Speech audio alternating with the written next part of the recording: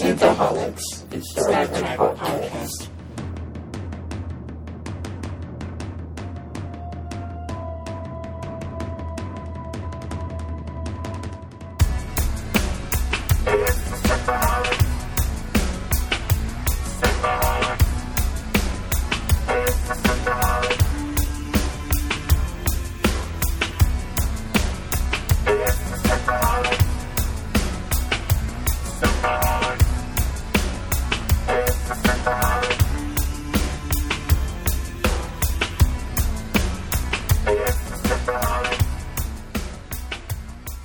Welcome to Synthaholics. This is your host, David Duncan, and with me is... Aaron O'Brien. And from all the way in California land and no air conditioning...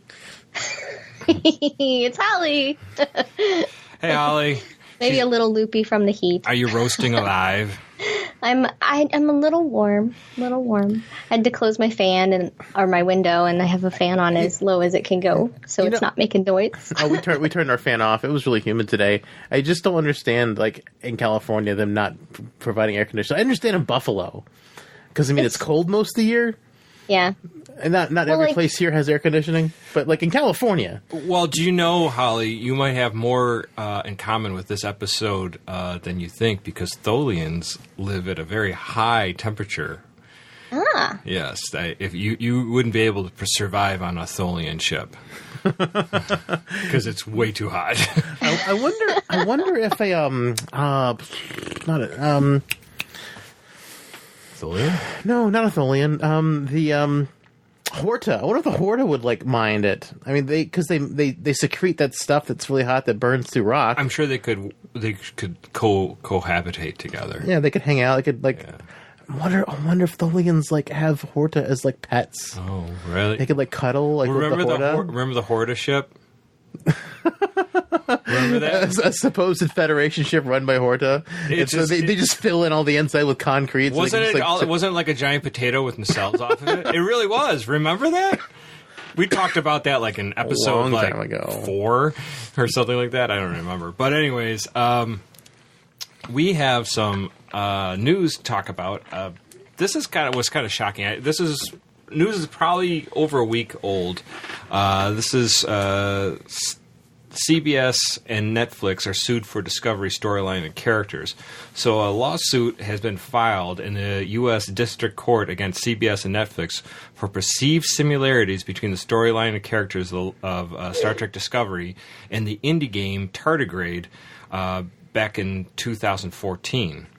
So if you do look this up, there's go to the website trekzone.org, and they have a whole thing in it, basically character by character. Oh yeah, there's a gay character. And it is literally they ripped off Michael Berman's character. I mean, it is wow. To a it's almost like they just we're not going to even try to mask that we're and the. Do you think? Mm-hmm.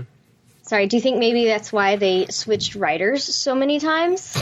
Maybe. Because they're like, oh shit, we got to cover our tracks.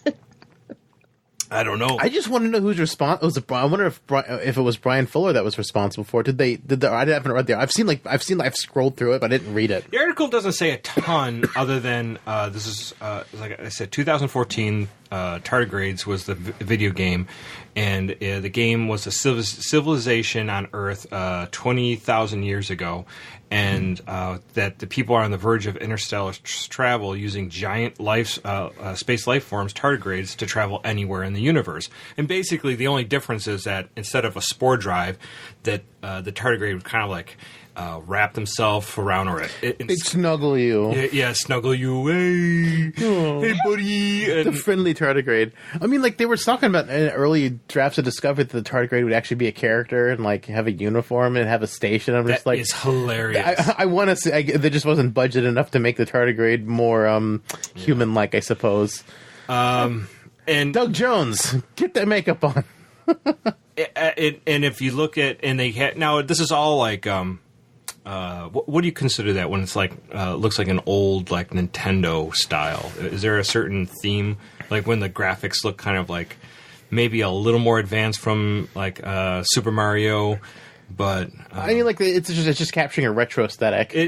That's what it looks like. Now, obviously, it's pixel art. Yeah, that's what instead of 3D graphics. That's the style that you're looking. But if you look at the pictures of like the main character, that's kind of based off Michael Berman's character is named Yolanda.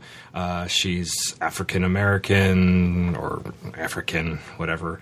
And she, I mean, like you said, there's like point by point, all the characters are almost exactly the same. And you're just like, that's crazy. That's kind of terrible that you just literally ripped somebody's game off. So, I think that's like shocking. I mean, like, I wish it was shocking. I guess I was going to say I wish it was shocking. How could you be so bereft of ideas? Now, I want to just point this out. These writers, these producers, this is what they're paid for. This is your job. And I understand you draw from certain things as wells to give you ideas, but you don't like literally rip things off point by point. You might take little like nuggets of ideas and then work on them, you know? Right. But that you would literally just say like, I'm going to take out every one of these points and just do it. So, anyways, I heard a rumor years and years ago, and I was doing when I was looking this story up. I was looking for it. I couldn't find it on the web. But if anybody knows about this, I'd be curious if they know anything more, further information. There was a story years ago during Deep Space Nine that somebody, or maybe it was actually Next Gen, that somebody completely ripped off somebody's ideas off of the Cardassian race, that somebody completely ripped them off. Somebody had all these sketches and drawings of this race, and then somebody just took off with that idea. I could be wrong about that. Or maybe somebody was talking out of their ass. This is going back early 90s. I mean, with character designs, I can see, like, maybe someone sketched something similar, or maybe someone was trying to sketch something that what a Star Trek thing would be, and then they can kind of sketch the same thing. Because, I mean, honestly, most aliens in Star Trek always follow a humanoid thing. There's only so much you can do on a purely just humanoid level. With makeup and stuff. So I mean, like to a point, that kind of thing would be like, oh, maybe, you know, that's forgivable. Maybe that's something that could have happened, you know, by chance. Right. But this, like, plot line for plot line, character for character, using the tardigrades to transport you instantly through space. It's pretty stunning. Like, it's oh man. I mean, that's your damn job.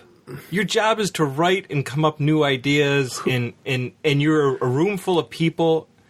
How bereft of you are of any ideas or original thought are you? We're going to take this indie game, Tardigrade. No one's going to know because it's an indie game, and no one plays indie games.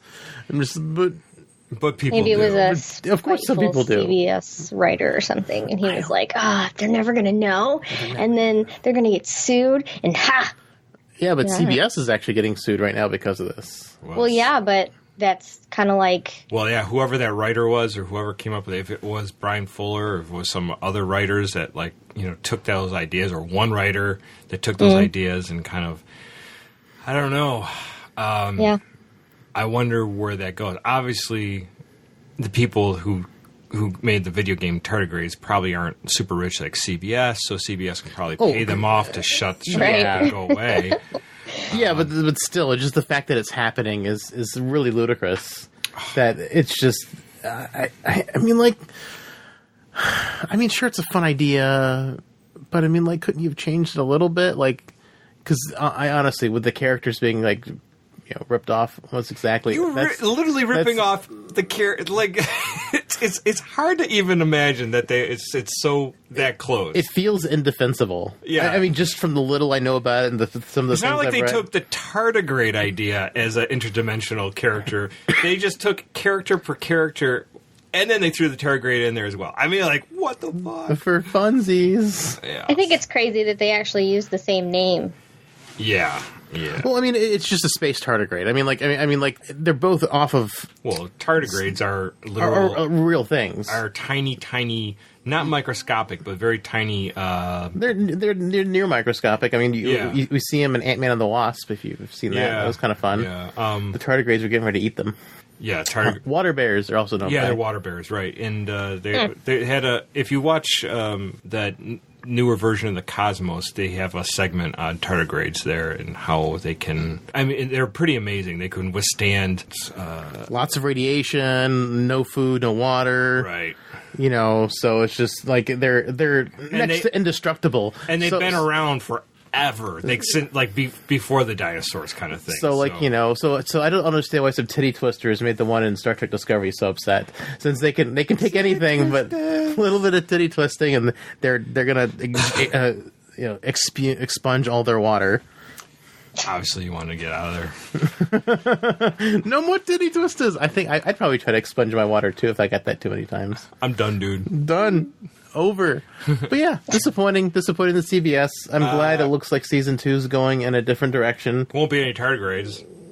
I mean, maybe he'll return. I mean, maybe he'll come back and hug Stamets. God. He'll come back and that's how Hugh's gonna come back. Oh, Hugh's gonna be the tardigrade. Hugh's gonna be the tardigrade, and then he'll hug him like in the video game. And then he'll turn back into Hugh after they've hugged for a little while. Oh, it'll be like Ghost. Did you ever see the movie Ghost? Yeah. With Whoopi Goldberg and Swayze? Mm-hmm. So if you think about it, just for a second, that movie Ghost, I thought about this like maybe 2 months ago. So Whoopi Goldberg is conjuring Patrick Swayze's like spirit. And when they have that like romantic moment and like, oh, my darling, you know, Unchained Melodies playing and they're like hugging because Demi Moore is kind of making out with Whoopi Goldberg. Well, you know, that's kind of fun. I mean, I just gotta put that out there. I mean, they romanticize it. I mean, Whoopi looked good back in the day, like back in Next Gen. I mean, she definitely looked good. She awesome in the color purple, but Demi Moore still looks good. Well, Demi Moore wasn't in the color purple, but no. But anyways, whatever. I just my mind went there at one point. Don't you love train of thought? Yeah, you're like, wait, so and then it connects, and then Patrick it does this, Swayze wasn't really physically there, so that was Whoopi Goldberg she was kissing. I was like, ew, that's kind of weird. All right, I'm gonna have to rewatch Ghost. Well, I don't know if it's really worth watching. Looking back, it's kind of a stupid movie. I know I've seen it, but I don't remember seeing it. That is like, what, a cusp of late 80s, early 90s or something like that. Anyways, but we are not here to talk about Ghost. Sometimes we do talk about Whoopi Goldberg, but we are here to talk about the Tholian Web. The Tholian Web. Tholian Web is original series, season 3, episode 9, and it first aired November 15th, 1968. Back in the 60s. This is before I was born, if you can believe it. Yeah. So this is an interesting episode because this is the beginning of a lot of chain of events that happens in Star Trek over time. Mm-hmm. So many things tie back to this episode. This is the seed. I mean, this episode is mostly interesting for that. Not so much. It's a throwaway episode. It is very much a throwaway episode. If everything didn't try to link back to it, and like honestly, like I was a lot more excited going into it than I was after I watched the episode because I was like, oh, it's just kind of there. It's not a great episode. It's season 3. There's only a few good episodes in season 3. This one's passable. You can watch it and not go like, oh, I want to tear my eyes out. Well, you know, it's not a terrible episode of season 3. It's just there, I guess. Yeah, it's just I mean, like. Well, let's get in the episode. Ghost Kirk. Ghost Kirk. Oh, speaking of ghosts. Ghost. Oh. So when Kirk is kissing Uhura. Darling. Yeah, it's Whoopi Goldberg instead. Whoopi Goldberg's in Uhura's room. Yes. I'm listening. So, we start off with the Enterprise is searching for the USS Defiant, which vanished without a trace in unsurveyed space some 3 weeks ago. So we have a pensive crew on the bridge keeping watch, and while they're doing that, they have a visual contact of what ends up being the Defiant, but sensors can't pick it up. Spock points out that space is unraveling or coming apart or something to that nature. I love, since the view screen's obviously not a window in TOS, Yeah. Chekhov's like, there's a Defiant. Well, it's just like, but technically their sensors have to pick it up if it's coming on the view screen. It's photons. It's photons bouncing off something and refracting off your eyes. Yes, it has to. But they say they couldn't find it on sensors, but they're looking at it. But I mean, if the sensors maybe can't figure out, maybe they were thinking sensors more like radar. Oh, Yeah, like I guess. seeing like a actual physical thing. But I mean, maybe in Discovery, the Enterprise will have a window, so maybe that'll be all retconned. Go shit. I don't know. I didn't like how it was like kind of glowing. What did you? Oh, you didn't like the green glow? Well, yeah, because like if you're coming up on a ship and you're like, maybe we should board that. If it's glowing green, maybe you should not board that. I love how they want to send all the senior staff to like the ship that's like not there. It's like just send a bunch of red shirts to the ship that's not Scotty, there. beam me to the go ship. Again, if the sensors aren't working, how are they able to get a transporter lock? They were in their spacesuits, so if it wasn't really there, if they couldn't physically, They just beam out into space, I guess. they'd just be floating out in space, like we're just floating in space. But still, like, if you can't detect it, how are you able to beam to it? Dare to boldly go where no one has gone before. Oh, that explains everything. Go ahead. All right. So, anyways, actually, which was really stunning about this to me more than anything, more than the Go ship, Holly, was how long this teaser lasts in the very beginning. It has got to be at least 8 to 10 minutes. Yeah. Usually it's just a quick, like, 2-minute, 3-minute little shot, and then it's like, dun, dun, dun, and then you're off to the races. But, like, actually, Discovery's got them all beat. They had, like, a 15-minute one on, like, I think it was a Wolf in the Fold? It was around that episode where there was, like, a 15-minute stinger before they showed. Like, I was like, where's the opening credits? Did they forget? When's this gonna come? Yeah. So, anyways, so they're down the ship. Obviously, they found that everyone is dead on the ship. The Defiant's captain has been choked out by one of his officers. A mutiny.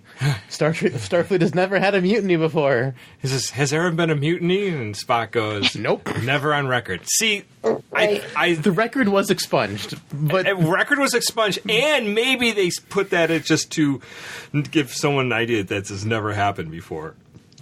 Like we've never done this before, so I don't know. But very interesting. Anyway, so we go in after our commercial break. They're on the ship. The captain's been strangled, and Bones says that the captain's neck has been broken. That's how hard he was strangling him. That's one way to kill a captain. Yes. I'm gonna find you. No more yes sirs. Yeah. No more. Squeeze the shit out of your neck. So anyways... Your neck's fat, I'm trying to fix it for you. So Kirk tells McCoy to go to sick bay and Chekhov to go down to life support and to engineering. Chekhov checks out both of them, and just everyone's dead. They've been all bludgeoned. You can see Chekhov's a little freaked out by the whole thing. And at one point, Chekhov becomes disorientated, and he starts getting woozy and dizzy, and you see the room kind of spinning a little out of focus for him. And he heads back up to the bridge. Then we have McCoy. McCoy's down sick bay. There's a lot of dead people in sick bay. And we have basically he tries to touch one of the dead people. His hand goes through them, and his hand goes through a desk. And at this point, he's saying the ship's dissolving. And Kirk orders them to come back to the bridge. When they get up, they say, we better get out of here, basically. Bones took all his readings. I'm assuming Spock took some readings up on the bridge, and they're going to beam back over. But, of course, there's something wrong with the transporter. There's Why is there always something wrong with the transporter? Always something wrong with the transporter. Because plot device. Yeah, so... that's the thing is with Discovery, nothing's, gotten broken yet. I'm waiting for something to go wrong with Discovery. Well, the spore drive has had problems. Well, right. Only because the tardigrade was going to go away, but then they just injected Stamets with that, and then it's fine. But, we haven't had any transporter issues on Discovery yet. We haven't had any warp drive issues with Discovery yet. They haven't done a lot. They haven't taxed... Other than the multiple jump thing on Discovery, when they're trying to map out the cloaking device algorithm or whatever. They really haven't tasked the Discovery too hard, from what I can tell. We're not on screen. We're bound to get something like that in season 2 with them blowing the budget on the first 5 episodes. There's got to be like we got to fix the ship episode. The power's out in the ship. It's just a dark room. Something like that. Yeah. It's a whole episode's a dark room. There's got to be an episode like that in season 2. So, anyways, we have the transporter's not working. Scotty's basically saying, Kirk's like, when did this happen? And he's like, well, we're in this like space and it's messing up the whole ship, so we can only beam 3 over. So Kirk orders Chekhov, McCoy, and Spock to beam over. He'll stay and wait. They beam over, and after a very long, like probably 30-second or more segment of them beaming those 3 over, they go to beam over Kirk. And Kirk doesn't get beamed over because just the Defiant completely disappears out of their space, and they've realized the ship has gone into a parallel universe. And I just love how they can just deduce that by their sensors that don't work. Well, I mean, Spock kind of makes this was actually, I thought, was interesting for, we're talking 1968, a TV show like Star Trek. Spock starts going into ideas of parallel universes. But to be fair, this is after Mirror Darkly, or Mira. So no, I know, but I mean, it's that he was saying we occupy space of multiple universes at the same time. Yeah, multiverse theory, which is interesting. Yeah, I mean, I know the multiverse was long before, but this is for a TV show in the 1968. That's kind of cool that was just kind of thrown out there. Anyway, so they try to get this Kirk over, but basically Scotty says there's nothing to grab onto. Kirk's gone, and they're back on the bridge. Spock basically has this plan that within 2 hours, his computer calculates that there'll be another interphase, and at that time, the Enterprise should be able to grab a hold of Kirk one more time to get him out. The problem is that the ship is currently drifting into this inner spatial, like where the fabric of space is kind of falling apart, and they're having issues as well with the ship. The power is getting messed up. There's all sorts of issues. Technology is going. Yeah, they said the space is messing with all the systems. That's what was happening with the transporter initially. That they said it was fusing stuff for reasons. And while Spock is explaining, parts were disappearing. There's my booch disappeared. My window disappeared in my quarters, and I got blown out into space. That'd be funny. Just a random red shirt. Just to have a red shirt die. It's not enough to have the entire dead crew of the Defiant. Let's just kill a random red shirt. It'd be funny if they just threw that in. Had nothing to do with anything else. Just, window went out. It's just like, we lost the bulkhead on the edge of the ship. Oh. Well, crewman Gary died. There goes Jim. Gary's dead, man. So this is when Spock starts making the explanation about the parallel universes, and this is where Chekhov goes crazy. He gets space madness, and when he gets the space madness, he starts screaming and attacking Sulu. Flipping his chair. Flips the chair over, and a couple people to restrain him, and then we have Spock give him the old Vulcan nerve pinch to knock him out, and he is sent down to sick bay where he's tied up for a bed for most of the episode. It's great. McCoy's into kinky stuff. Well, and then everyone's like, well, this must have to do with exact same thing what happened to Defiant, and Spock and McCoy have these discussion that if they can get away from this space, maybe it'll be better. But, of course, Spock wants to see if he can retrieve Captain Kirk. During this time, the Tholians show up, and it's one Tholian ship, and asking what they're doing in this area. Apparently, they claim the space for the Tholian assembly. One Tholian ship, shame on you. 2 Tholian ships, shame on me. That's right. So he says we're attempting a rescue of a ship. He's like, we don't see any ships out here. Says, there's an interdimensional space here. Give us like an hour and change. We'll be out of here. You. So they said, we'll give you 1 hour. Don't play any tricks. So they should have asked for more. I know, they should have just padded a little bit. Give me a day. Give us 1 day. Give me a Earth day. Well, during this time, the one of McCoy's guys go crazy. One of his lab assistants and attacks McCoy in the lab.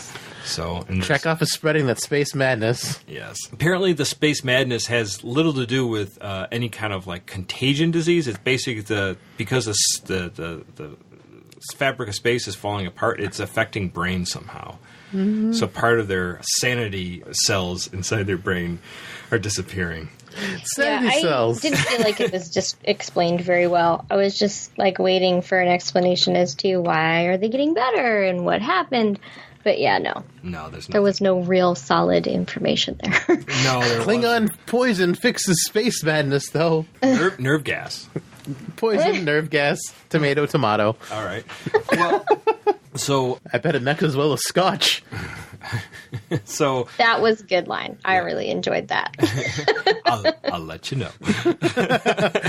He just takes the whole giant flask. He's like, "Fuck my little cup. I'm going to take the whole thing. I'm drinking this whole thing. I need a scotch mixer." I'll let you know. I'll let you know. He wants to get super cured. Yeah. He's just passed out. He's passed out in his quarters. Half the thing's half gone. Anyways, so Spock is, and Spock also brings out the point that Kirk's only got like 3.6 hours left in his environmental suit, so he doesn't have long either. So after that, he's going to die. So after the 2 hours is up, Tholians just start firing on the Enterprise. And Spock makes a little comment, the renowned Tholian punctuality. So he's dealt with the Tholians before, I suppose. So Spock doesn't want to attack, but he puts phaser locks on the Tholians. And during that time, they take a couple shots at the Enterprise, and Scotty calls up and says, "I don't know what's going on up there, but if that ship keeps on hitting us, we're not going to be around for too much longer. You better do something about it." And I think he says, I know you don't like using those phasers, but maybe you should do something about it. So Spock does end up shooting the Tholian ship. The Tholian ship is incapacitated for a moment. And at that time, McCoy comes up and just chastises Spock. "Why would you do this, putting us in risk and danger? Why are you attacking the Tholians? You know the Tholians make these great webs that kill everything inside of them, right?" And so we have this strange dynamic between Kirk and Spock that we see them fight. Oh, Bones and Spock. I'm sorry, Bones and Spock. We see them fight often. But this is probably the most aggressive I've seen McCoy. There's no Kirk here to tone it down. He's like maybe it's the interspatial stuff that's getting to him. That's what I felt like through the most of the episode. That it was getting to Bones a little bit. He even points out and says, the interface must be doing something to me at one point. He says to but he's extremely aggressive with him. So. Or he was upset that Kirk was lost, and it was just a human emotion, and he was targeting Spock. True. A little bit of column A, a little bit of column B. True. Could be. So Kirk never showed up. They couldn't beam him back. Things that might have something to do with the Tholian ship showing up in space might have thrown something off somehow, and then the phaser fire might have thrown things off. You think the Tholians would kind of know, like, if this was their territory, that maybe they know stuff like this is our Bermuda Triangle, guys. Stuff disappears here all the time. This is our stuff, man. We lost. One of our pleasure yachts out here once. That's right. It was called the Titanic. The what? Titanic. Titanic? All right. That's good. It went down with all of its crew and Rose. And Jack. Okay, so during that time, the Tholian ship, another Tholian ship shows up, and they start weaving their Tholian web. I gotta say, this has got to be the slowest freaking weapon I've ever freaking seen in my entire life. Like, I lost track of how much time they're just sitting there, like, talking, like, trigger. It feels like it's hours. I think it's close to, well, technically this whole episode takes place, after Kirk's loss, within 3-some hours. So, like, 3.5 hours. It feels so much longer because they're like, yeah, we'll do this. So they wait the 1 hour, and so they've got maybe an hour and a half that it takes them to build this Tholian web. God, I feel like it's longer. Like, what were they going to do with it? It's not a very effective weapon. No, it's extremely effective once it's done, and like how they get out of it just didn't make any sense. They turn their engines back on, and somehow they're out of it. It does make sense if you think about it for a moment. They did a spore jump with the Enterprise. They did a spore jump. Yes, exactly. So they're building the web, and then we have this. Because they need the second Tholian ship to build the web, right? Because they're like spiders that comes up both the ship's asses. Yes, I guess so. It's like a double dong. It's like, but it stretches. What, you just. I just watching the end of Requiem for a Dream. Oh my god. Oh my god. I will never forget those scenes in that movie. That movie was horrifying. I've only seen it once, and I don't ever want to see it again. It's scary. It never leaves you. Have you seen that movie, Holly? Excuse me. I take that as a yes. That is a no. Oh. But from the sounds of it, I really don't. No, you need to see Requiem for a Dream. You see it once. You see it once, and you will never forget it. And you will never need to see it again. This movie was like a fruitcake. Will I ever forgive you for recommending it? Probably not. I'm not saying it's a good movie. I'm saying it's one you'll never forget. It had some interesting points, but that's about it. It deals a lot with addiction. Right. So we have a Kirk memorial service, and Spock kind of just gives a litany of back and forth of actually what everything he said. Everything that was been done during that time since Kirk was lost. And Spock just basically says, I shall now attempt to voice my the quality of respect and admiration Captain Kirk commanded. Each of you must evaluate the loss in your privacy of your own thoughts. And Scotty calls the people to observe a moment of silence and then just tells them to get lost. Oh, well, no, but one guy goes berserk, and then they all have to restrain him. Of course. Well, there's always one guy who goes good. One guy's like, Kirk, why did he have to die? I remember seeing this as a kid, and I just thought the whole thing was based on that the whole crew would go crazy if they didn't have Captain Kirk. That was like my takeaway the whole time. Oh, so the crew goes crazy if they don't have the captain. That was my takeaway as a kid watching this. It should have been. I think that makes the episode better. It's kind of funny, though.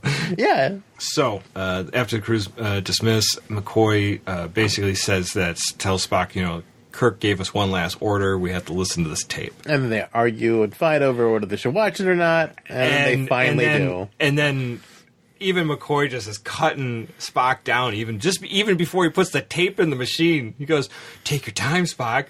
I guess that Vulcan immunity will keep your Vulcan physiology will keep you immune to all this while we all go crazy."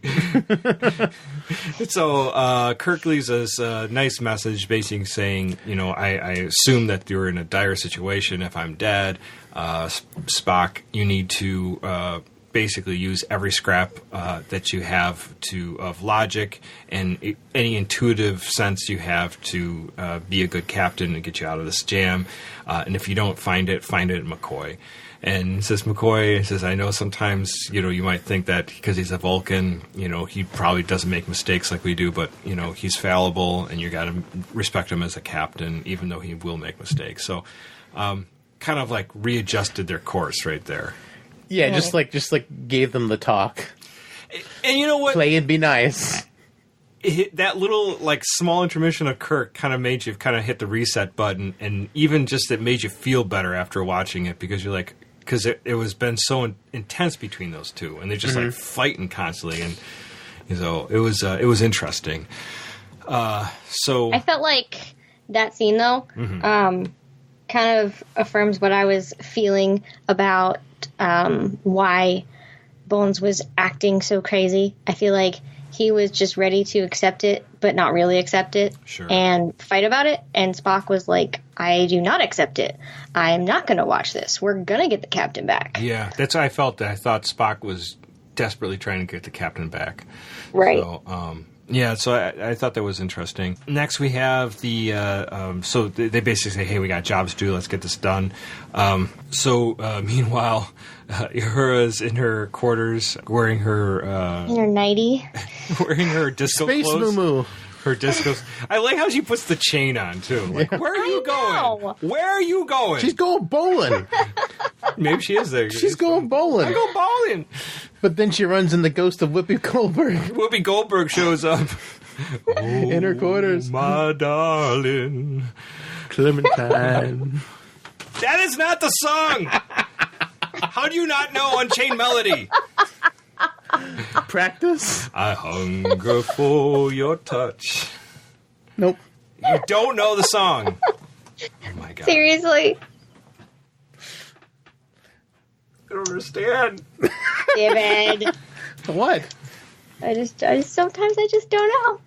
Don't know how I'm a living person. I don't know how you don't know Unchained Melody. It's like one of the better songs ever written in probably the 50 years or 60 some years, and I don't know, whatever. It's a great song. Wow. I've probably heard. I just can't recall it. But that's the song that they play in Ghost when Patrick Swayze and Demi Moore are kind of making out, but it's actually Whoopi Goldberg that they're making out with. So that's they don't really show Whoopi Goldberg making out with Demi Moore, but yeah, it's implied. It's not implied, but if you think about it, it is. It's exactly what's happening. So therefore, it's implied. Yes, I guess so. So, anyways, so we see a disembodied Kirk floating in Uhura's room. Captain Kirk, I knew you were alive. I knew it. And but he's not just in the room; he's like in the mirror, and that's just creepy. Yeah, it is a little creepy. It's like Bloody Mary. Go into your bedroom and like look in the mirror and say, "Bloody Kirk, Bloody Kirk, Bloody Kirk." Have you ever done that, Bloody Mary in the mirror? Have you tried to do that? No. Have you done? Yeah, you've done it. Did you see anything? No. Aren't you supposed to do it with a candle? Yeah, I think the lights are supposed to be off. I did it with both. I did it in pitch black, and then I did it with a candle. Nothing. Nah, I just knew Bloody Mary would show up. Queen. I was kind of like daring her not to, though. I'm like, yeah. What are you gonna do? What are you gonna do? What are you gonna do? Kill me? I'm gonna crawl out of that mirror. Maybe you get pulled into the mirror. Oh, that'd be even worse. Yeah. I don't want to live in a two-dimensional plane. And then you're like the General Zod in Superman 2 and they're in the mirror like, no! Anyways. So that's what Uhura did. And she runs down the hall and faints in Bones' arms. I saw him. I saw Kirk. I saw Kirk. I saw him. Says, of course you did, dear. Of course. We all see what we want to see in a time of need. That means this is giving more credence to your idea that like people go crazy when Kirk's not around. I thought it was, but instead he just straps her to a bed. So yeah, David, cue David.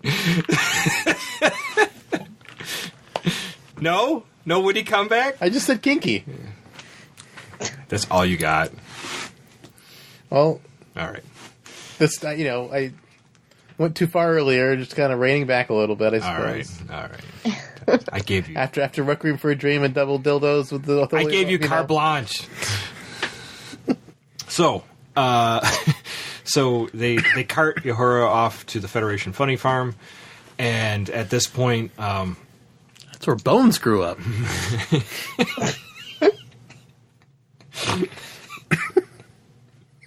So next we see Scotty. Scotty's down in the engineering, and he sees Kirk floating up there. I seen him. I seen the captain. It's plain as standing in front of me. He's a little see-through, but and then Spock's like, come to the bridge. And I've been drinking a lot of scotch. You've been working me hard these last 2 hours. I'm not gonna lie. I wonder how many places he's got scotch stashed. Oh, in the engine room. He's got just booze all over the engine room. You know that thing Kirk pulls out to beat Khan with? Yeah. I bet one of them is just like filled with whiskey. Oh, yeah. It's not even. I'm surprised it didn't shatter with glass because it was just a flask. Yeah, but one of them is a flask, not that one. Yeah. That one wasn't. But the one next to it was. Exactly. Yeah. Anyways. Then, as he goes up there, Bones is up there as well, and this is where Bones starts getting kind of violent with Spock. He's getting a little touch of the space madness, and he faints in Spock's arms, but right after we get Kirk. On the bridge. Space Kirk. What was he saying? He was saying, I drank a giant pot of coffee before I got in the suit, and now I gotta pee. I'm swimming in urine. It looked like he was saying fluidic space. How come he just didn't end up in the Mirror universe on the Defiant and get caught by the Tholians and Jonathan Archer. This is all interesting things, but we don't know the answer. And we don't even know, actually. So during that phaser fight, they said that possibly the Defiant got blown out of that area somehow, like it knocked it out of that course with the phaser fire. So possibly it was knocked into a different parallel universe as well. So, but nothing's really explained very well. No, not really. And the only reason Kirk is floating around is because he was in the transporter beam. They caught him. They were pulling him towards them, and he's in like a pattern, and he didn't get knocked away. So whatever. Yeah, he didn't get knocked away with the ship. So. Yeah, Kirk's saying, like, shut the stove off. I left the stove on. Stovo-core. Stovo-core. I'm in Stovo-core. Get me out. I'm not a Klingon. I don't like blood wine. So it turns my stomach. So anyways. It's goth blood, right? That's great. And Targ blood. And at this point... this is when they realize that Kirk's still alive and that they can. Spock calculates when the next interspatial thing will happen, which is like 20 minutes or something like that. Kirk's desperately out of air, so he's not going to live much longer. So what their plan is, the Tholian Web is almost completely constructed. And by the way, if we haven't mentioned, the reason why the Enterprise didn't fly away is because when Spock was letting the Tholians shoot them, they kind of like messed up their engines. And it was going to take them a little bit to get the ship repaired. So Scotty's been frivolously working. Frivolously working. Frivolously? Yes. Furiously working down in the engine room. Anyways, the plan is that the Tholian Web is constructed, and when this pocket of interspatial space opens up, they're going to fly right into it, and they're going to try to pull Kirk along with them, and because they're going through interspatial space, they will fly right through the Tholian Web, and they will come out the other end, hopefully back in their own universe. During this time, McCoy has a hypo spray to shoot Kirk, and they're waiting in to beam Kirk. And once they go through, the plan is enacted, they do go through the web, and they end up like almost 3 parsecs away, like 2-point-something parsecs away from where they originally were. And they get Kirk. Kirk's beamed back down aboard, and he's alive and well. Yay! And then we have a cute little ending. Did you listen to my tape? What? No, they both lied to Kirk. Even Spock. Is this before Vulcans cannot lie? I think Spock's learning. I thought the same thing. I think this is where Spock is learning to lie for certain purposes. There's no good reason to lie at this point, though. It's good to get a little jab at Kirk. Kirk needs it.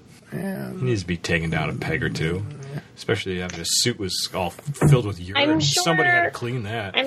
I'm sure they were just embarrassed that they were actually called out. As Spock would say, I'm a Vulcan. I have no ego to bruise. Right. Well, seems like he's got an ego in this episode because he's like, man, no, we didn't look at that. Nope. No, not. I thought that was tape. What funny.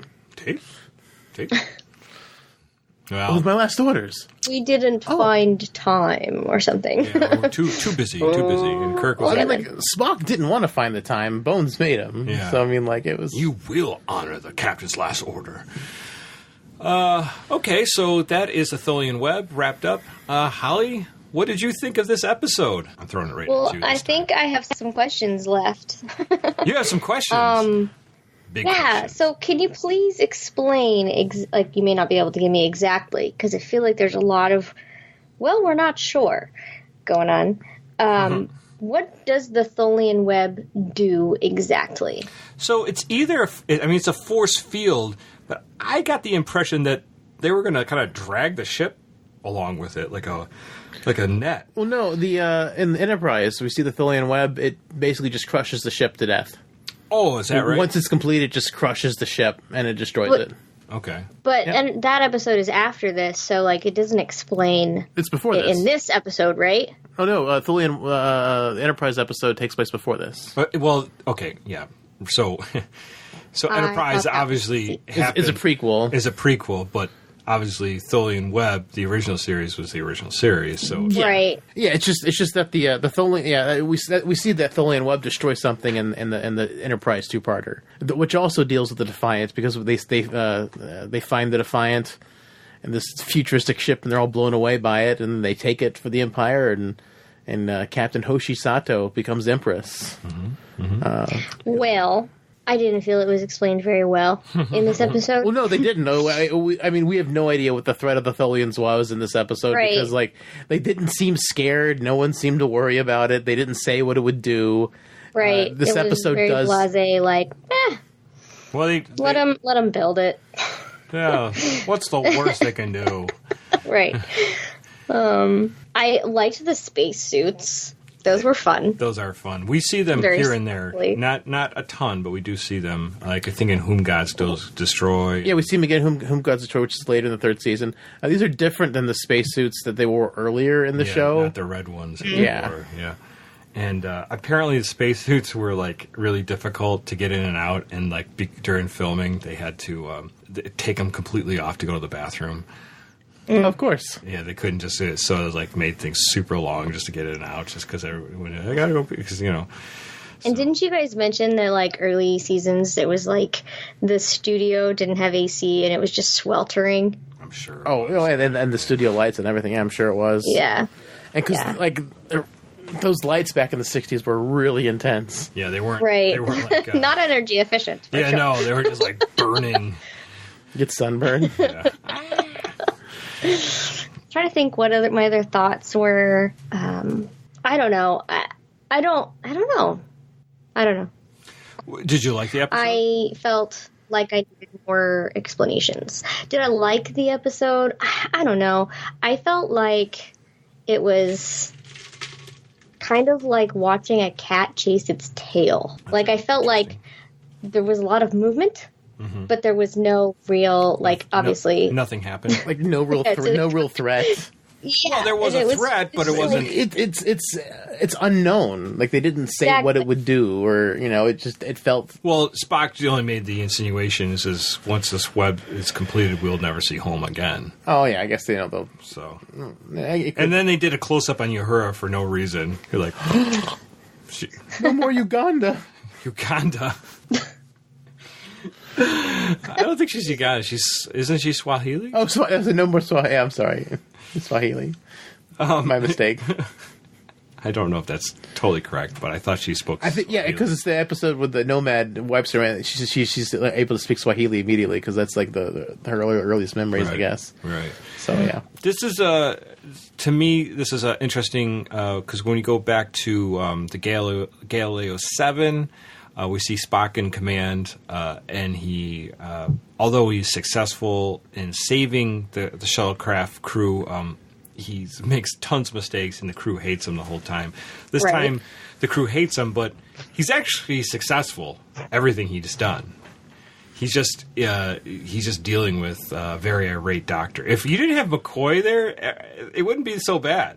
yeah. No one else questioned him. Yeah, It's just McCoy, but that's McCoy's job basically. Is just needle him constantly. over and over and over again. Yeah. So, David, what do you think of this episode? I was a lot more excited going into it because I know all the things that this episode ties into, right. It ties to the Enterprise Darkly. two-parters. Yeah. It ties into the original Mirror Mirror episode because we know where where the Defiant ends up. It ties into Discovery. Discovery, A right. couple of places where canon. But like we're saying at the beginning, this episode it's kind of there. Like it's not super exciting. It's not awful. You can watch it. It's just one of those things you watch. You're like, all right. It's there. I mean, I don't know. I just for the episode being called the Tholian Web, I wish they would have like gone more into what the Tholians were and what they did, and like more about them. It's like the Tholians was like a subplot to like the whole thing. Yeah, there's like, especially growing up before Next Gen came around too, like, there's all these speculations on, like, because we got a lot of the Klingons, we got Romulans, but like, who are the Tholians? They're just like this big crystal creature. Like, who are the Gorn? Like all these questions you'd be like, you just wanted to know.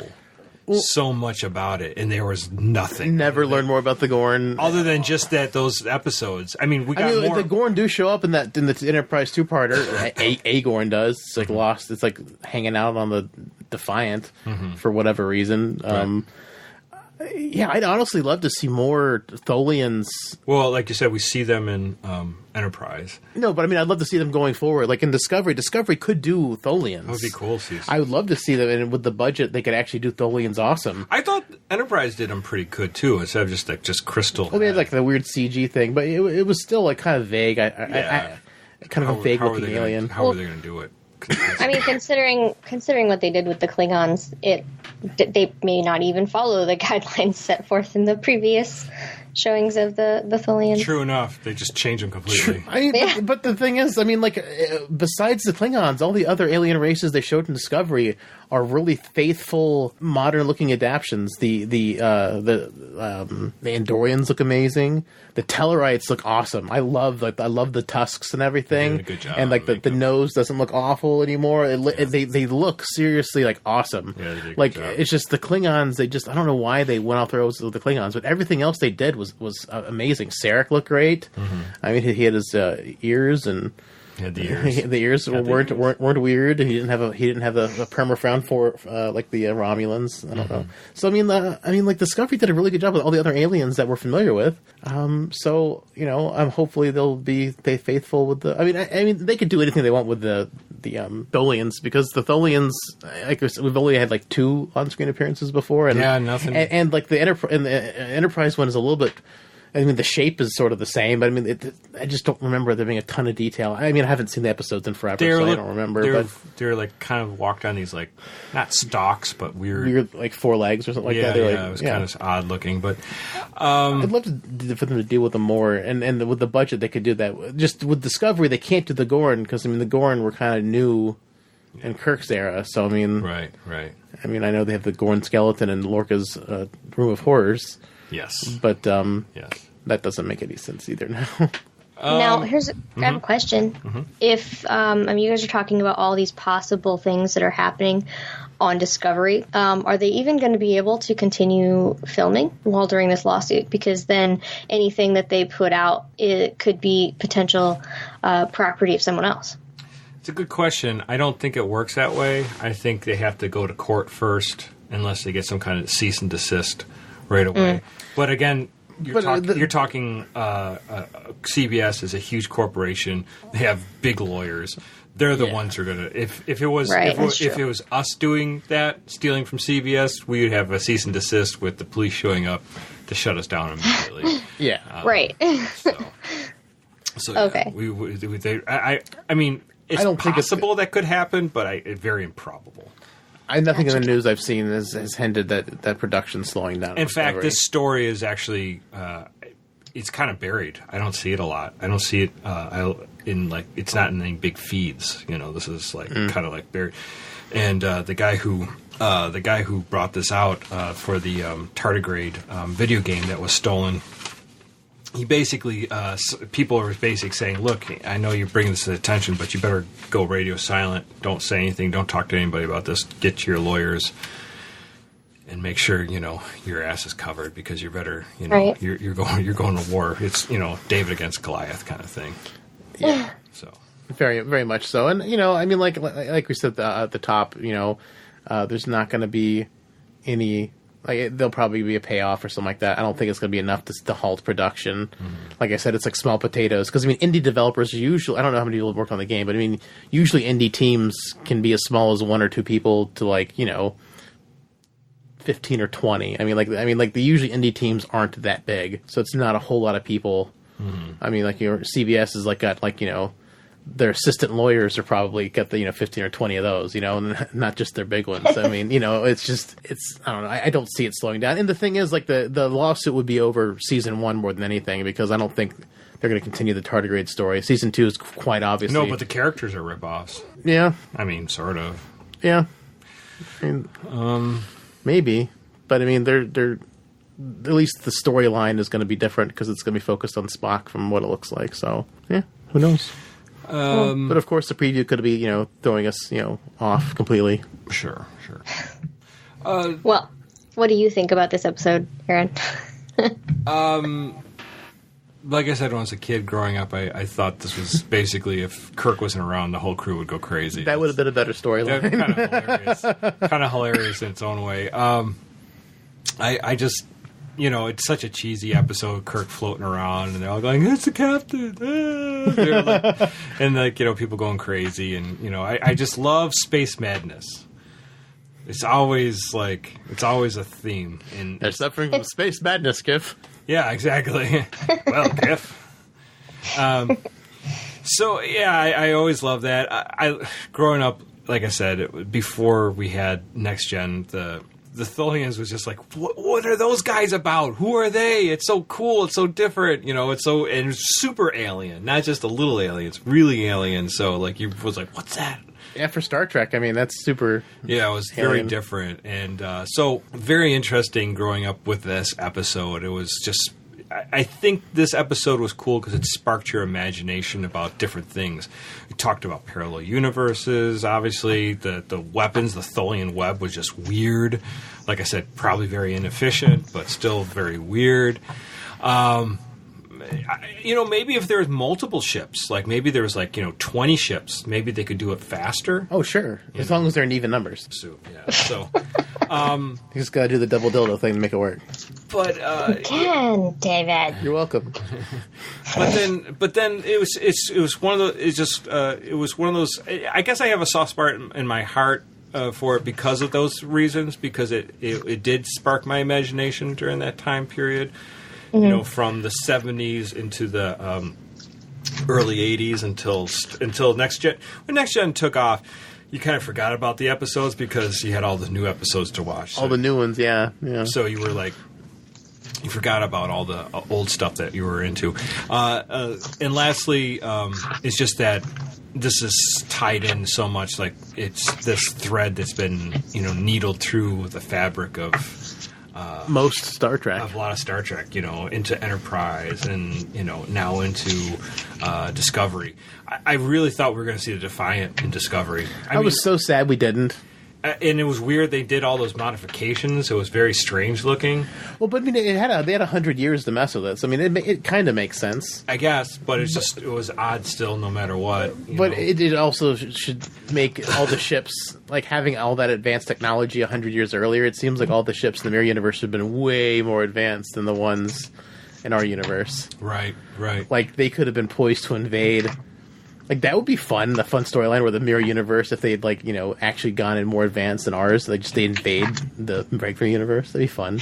But if you think about it, they had it for 100 years. They had the technology of the Defiant from Enterprise time and they have, other than just reverse engineering Defiant's technology, they really don't, they'd never made that big leaps. Well, that's what I'm saying. I feel like they should have made a lot more leaps when they had that technology early on. Sure, they can reverse engineer it, but I mean that's a springboard for all whole sorts of new technologies that they could have adapted sooner. Mm-hmm. I mean, it's a missed opportunity. But I mean, the Mirror Universe doesn't make sense on a lot of reasons, like we talked about back when we did talk about Discovery and how does it even function? How can this just all the backstabbing all the backstabbing maybe prevents them from from technological advancement. Who knows? Exactly. Yeah. So, now go ahead. Go ahead. No, you go ahead first. No, go ahead. Okay, I had a request. Sure. I would, because I just watched Discovery, and we actually kind of talked about this when we were talking about Discovery, but I haven't seen all of the previous Star Trek. I love Star Trek. I've seen, mostly Next Gen, but it would be awesome if you guys could just put out, maybe not even a timeline, just all of the episodes that have to do with the Tholian Web, and that would give me a better understanding of, the Mirror Universe, I think. Yeah, so that would be Mirror Darkly for the Enterprise. No, is it Mirror? I think it's Mirror for TOS. And Mirror Darkly Part 1 and 2 for Enterprise, which is Season 4. I don't remember the Tholian episode for the Enterprise. Same one. It's the Mirror Darkly episode. Is it? Mm-hmm. Okay. Yep. And then and then just jump forward into Discovery, where they are in Mirror Universe, and they show briefly a picture of the Defiant. Yeah, the wireframe of it. Wireframe, right? On the bridge. So basically, all you have to do is it's just watch 4 episodes. Yeah, Mirror Darkly 1 and 2, and you've already watched this episode. So that's basically. So where does this episode fall? So chronologically. For being filmed, it's Mirror, the original TOS episode where they go to the Mirror Universe, and then this episode that we just watched, Tholian Web. and then Mirror Darkly 1 and 2 for Enterprise, chronologically being filmed, and then Enterprise. Discovery. Discovery, where they could jump into the Mirror Universe, and it's episode 9 or 10 or something like that. Yeah, and it's just interesting that they thread all that together. I really was hoping we'd see the Defiant at some point, because that would. Me too. It was such a tease to show the wireframe, and it's like, oh, come on, guys! You didn't show it, you bastards. It's got like weapons built into the nacelles now, so it gets direct warp power going to those weapons. That's awesome. Yeah. That'd been fun to see. Yeah, so it's a cool episode that it's a seed to all these other episodes, and it obviously was probably never planned that way. It was just It was just a weird. This was a throwaway episode, and they just tied it into so much with Enterprise and adding more to it with Discovery. So I mean, it's fun that they did that, but it's like they're making this episode way better in theory than it is in actuality. Again, like I said, growing up, it's not a great episode for all the points that you've brought up. And like McCoy is pretty damn annoying during this whole episode, but it is one of those episodes that sparked your imagination during that period when I was, watching it. Right. It's got great sci-fi concepts in it, without a doubt. They're just not explained super well. Some of the plot points are real iffy. Mm-hmm. And oh, absolutely, yeah. But overall, in the context of things, it's great because it does have all these seeds to everything else, and that's what makes this episode the most fun, I think. Yeah, right, for sure. It's cool. I enjoyed it, and I enjoyed going back to watch it. It wasn't. It's not a great episode. It's a entertaining episode and something you could put on while you're doing whatever you're doing, and it's not going to make you want to tear your eyes out, which is great. Yeah, that's always a good. It's not like Threshold. Oh, not like the Empath. Or Catspaw. I don't know. Catspaw's got its charm. We gotta do that for Halloween. We gotta do Catspaw for Halloween. That sounds good. That may be fun. Did you see Catspaw? Do you remember Catspaw, Holly? The original series with the giant cat?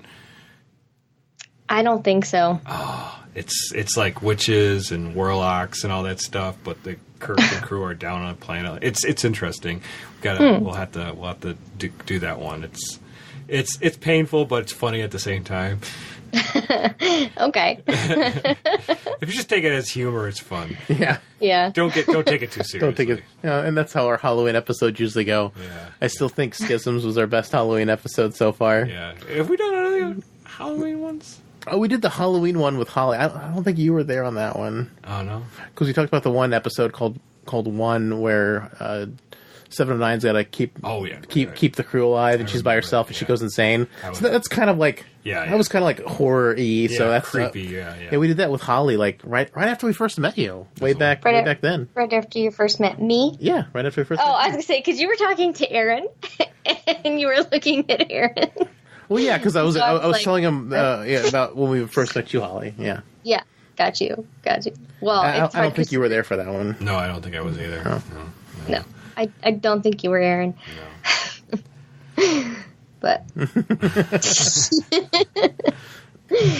Well, that was the Tholian Web. It's just there, and it's a seed to so many other Star Treks, which are better. You can watch it and not hate your life. Yeah, absolutely. And remark how much McCoy's I found myself... Did you watch it twice, Holly? I should have, but no, I did not. I think I told David that I was going to watch it again. Yeah, you did. You told me you were going to watch it again right after I finished watching it, and I'm like, oh, you're braver than me. I don't know if I can do that twice in a week. I watched it twice in a week. I did. Well, I just found myself... I just kept, drifting off in random thought. Like, wow, that blue and that purple and that orange on that spacesuit, like, that's really nice. And then I'm like, oh wait, what's he saying? Aesthetically pleasing. You know, Holly, it's funny that you say that because there's more and more scenes I see in the original series that they however they do whoever's doing the cinematography of the thing, they really do a fun job of keeping you like visually interested, Engaged. Yeah, like there's a engaged. There's a scene I think with McCoy, and it's just a frame of him talking, and he's got his blue shirt, and I think it's a purple background or maybe it's a green, but it's just a extremely powerful looking just frame. You know, it's just like the colors. This episode also has some really interesting cinematography whenever the weird, like, POV shots. Yes. Like, this episode does have some interesting things in it that you don't normally see in Star Trek. Like Spock grabbing Chekhov, like, Chekhov. Like, you know, like... And then, like, the guy in engineering who jumps off. Yeah. And then, like, the POV where, like, Bones is getting attacked by his other guy. Like, there's some interesting cinematography in this episode. Or how about... I thought it was interesting, too. You probably don't remember, but after they watch the tape in Kirk's room, they walk out and they kind of just pan back to the view screen where they watched it, and that's how the scene ends. It's like, so you just pan back to the computer, and it's just blank. That's cool. It's just weird. Maybe like, they didn't watch it after all. Dun, dun, dun. You never turned me off. Hey, you didn't turn off my computer. That's what Kirk was saying that whole He's time. like a hologram in there. It's like a EMH. It's like, no, turn me off. Semi-sentient tape. Yeah, Moriarty's in there. Yeah, I don't know. That's there were some interesting choices they did for this, which I don't think I've ever seen in Star Trek before. And according to the Memory Alpha, this is the third time where we've seen a Constitution class ship with all the crew missing and dead. And Star Trek continued that theme where they met a bunch of other Constitution class ships and that's what actually James Kerwin told us. Right. So whenever he was on one of those times where like the whole point of Star Trek Continues was to continue the theme of all the other Constitution classes failing their 5-year mission, and the Enterprise being the only one that ever made it the entire 5 years without losing all hands. So you have the Exeter, where they were all turned to salt when they go down the planet. Yeah, the Doomsday Machine. The Doomsday Machine. Where they all got killed on the planet the Decker beamed them down to. Then they flew that one into the... Yeah, that was the... why don't I remember it? It's not the Decker ship. Oh, the name of it. I can't remember off the top of my head. Come on, man. I wish I could help. I've got one job. No. You've got one job to do. It'll come to me here in a minute. It'll come to me while I'm driving home. I'll be like, the Republic. The Constellation. No. And there's also the one where the I think it's called the Ultimate Computer or something like that, where they put the computer on the Enterprise and it has to fight all the other Constitution class ships. Mm-hmm. And then it starts actually attacking the ships. Oh, yeah. Yeah, there's like 3 of them in that episode. Man, these Constitution class ships were just not... they didn't have good destinies. They had problems. And then maybe that's why the one in Star Trek V is all broken. It doesn't want to work right. Yeah, that's exactly. It's just like that ship is cursed. And the Enterprise was the only one that worked. Yeah, maybe it was a terrible design. Maybe. I mean, the Yorktown, which I think is the one that becomes Enterprise A, I think it was the Yorktown, and they just redesignated it the Enterprise. Oh, is that right? I think so, yeah. It wasn't, they didn't build a whole new one. It was, they just like... For NCC 1701A was the Yorktown switch. I think so. I think they just like erased and then just like put a new... We're gonna just redesignate this the Enterprise and give it to Kirk because he likes the Enterprise. We'll just let him have the Enterprise. That's funny. So yeah, I don't think it was a new ship. They just like redesignated an old Constitution class ship and say, "Here, Kirk, you can have another Enterprise. We're not going to give you an Excelsior because." So strangely enough, in the comics back in the '80s, in between Star Trek 3 and 4, before we saw the A show up, they gave them an Excelsior. And they called it, and they didn't. It wasn't the Excelsior; it was the Enterprise. And they were on missions on the Excelsior class, but it was Enterprise. Oh, it was the Enterprise B before the Enterprise B. That's awesome. So weird, random facts. And that's why the comics aren't canon. That's right, exactly. No, there's some weird shit in the comics. For sure. Yeah. Well, Tholian Web. Tholian Web. It's done. It's done. We did it. What is it for? We put it to bed. Absolutely nothing. Tholian Web. What is it good for? Absolutely nothing. Lots of stuff that has to do with other canon. Yes, that's right. That's right. Song reference I didn't butcher. You got it. Woo. Ooh. Aren't you proud of me, Holly? Very proud. It's actually really entertaining to hear, How bad Aaron I am. or I start a part of a song and you go in a completely opposite direction. So it's actually really enjoyable when that happens. You're like, wow, that's not even where I thought it would go. I aim to please. I aim to please. I'm still trying to think of Matt Decker's You ship. can thank my dad, my sheltered childhood. Yeah. Yeah. Love you, Dad. I don't know any music. Pretty much. Our intro is provided by Dave Wilkes. All our other music is provided by Warp 11. You can find them at warp11.com or Warp 11 on Twitter. Me personally, I'm David_J_Duncan on Twitter. The show's the Synthaholic Duo. Aaron can be found at Blackbird 2004, and Holly is at Lunar Thistle. And you can email us at synthaholics@yahoo.com. Join the Facebook group at facebook.com/group/synthaholics. And check out our YouTube page. It's mostly the podcasts, but I will occasionally record my thoughts on news and put those up as I am able. That's cool. Definitely go on to Apple iTunes, rate and review us there, 5 stars if you could, and leave a little comment, help us get seen to more people. Also, if you could go to our Patreon.com/Synthaholics, throw us a buck or whatever you can afford just to help support this podcast and keep on giving you more Tholian Web episodes. And also, great way to support the show. If you can't do those things, please tell your friends and family, tell your coworkers and your schoolmates, tell that lady down the street that keeps on stealing people's cats and they disappear into the house. Tell them about. She's hungry. She's hungry. She needs some sustenance. She's very hungry.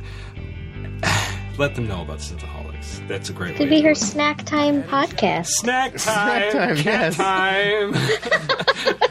She makes her own homemade Chinese food. Oh no. But one other thing I did want to let you know, I will be at RockCon September 8th and 9th. Nice. I'll Rockin' the con.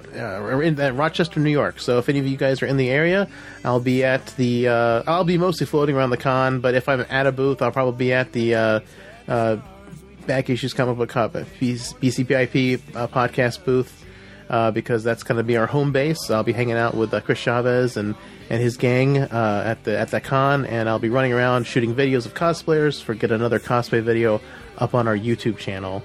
So Nice. If you guys know what I look like, feel free to say hi if you're in the Rochester Good that old weekend. Rottenchester. Rottenchester. Woo. So cool. We'll tell them Holly from California says hi. yeah, well, Hello from California. yeah. So if any of you guys are coming to RockCon, feel free to stop by and say hey. All right. All right. Well, thank you all so much for listening. Live long and prosper, one and all. Side of Mars. Well, McCoy, my boy, come mix me a drink. Before the night's over, I'll puke in the sink, and we'll cry till we laugh, and we'll both shit our pants. You're the best drinking friend I ever had. Did you find out the name of the ship, Aaron? The ship is called the USS Constellation. Constellation. Didn't I say that? You did. I didn't know if you said, well, we said Constellation class. I corrected to Constitution, but then I said it was the Constellation. I think I said it in the show. I think. Because it's a Constellation class in the earlier version, in the original series, and then it changes to the Constitution class in the movies. Yeah. I don't know. I think you said the Constellation. No, but I don't know. Maybe it was. I think I said both. Maybe. maybe. Whatever. I don't know. We have the tape. It'll be there one of the days. And this will be in the outtakes because this is after the closing. That's right. As they always are. Constellation. Yeah. couldn't believe I couldn't remember that. I've watched that so many times. So many times, yeah. And I've watched it recently a couple times, like a lot with my son. Mm-hmm. My son loves that one. I don't know why. I mean, it's a good episode, but he loves. It's a great episode. And I've seen it, so I don't know why I couldn't remember it. So I haven't watched it since we talked about it that Christmas, the Doomsday Christmas. Oh my God, that was the last time I watched it. That's when Chris Cioli was supposed to show up, and he never showed up. Yeah, Doomsday. Was that 2 Christmases ago? Yeah, I think it was. Yeah, it was, because the last Christmas we did Star Wars. That's right. Yeah, so that was 2 Christmas. So it's been 2 years since I've seen the Doomsday Machine. It's great. I know when I've seen an episode based on when we've talked about it on the show. I honestly, like I've said, we got to start a Google spreadsheet. I think Trekyard's just talking about it tonight on YouTube on a live stream or something. God damn it, they're beating us. They always beat us off, No. All right. All right. A 1, a 2, a 1, 2, 3.